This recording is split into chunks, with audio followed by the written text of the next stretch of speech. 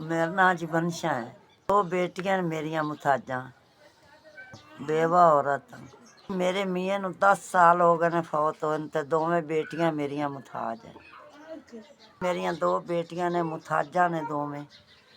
इन्हां नूं जी छड्ड के मैं किसे पासे नहीं जा सकती। कदे उत्थे डिगदियां ने, कदे उत्थे डिगदियां ने। दो बेटियां ते एक छपरी है जिंदे विच नल लै ते पईयां।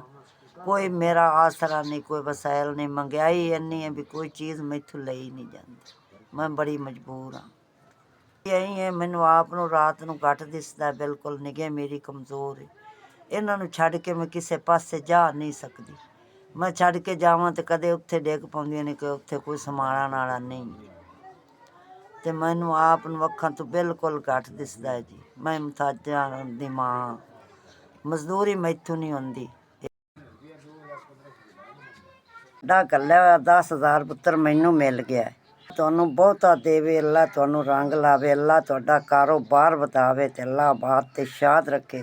ਤੁਹਾਨੂੰ ਮੌਲਾ ਕਿਸੇ ਗੱਲ 'ਚੋਂ ਕਮੀ ਤੇ ਥੋੜ ਨਾ ਦੇਵੇ ਮੌਲਾ ਇਹਦੀ। ਤੁਹਾਡਾ 10,000 ਕੱਲਿਆ ਹੋਇਆ ਮੈਨੂੰ ਮਿਲ ਗਿਆ।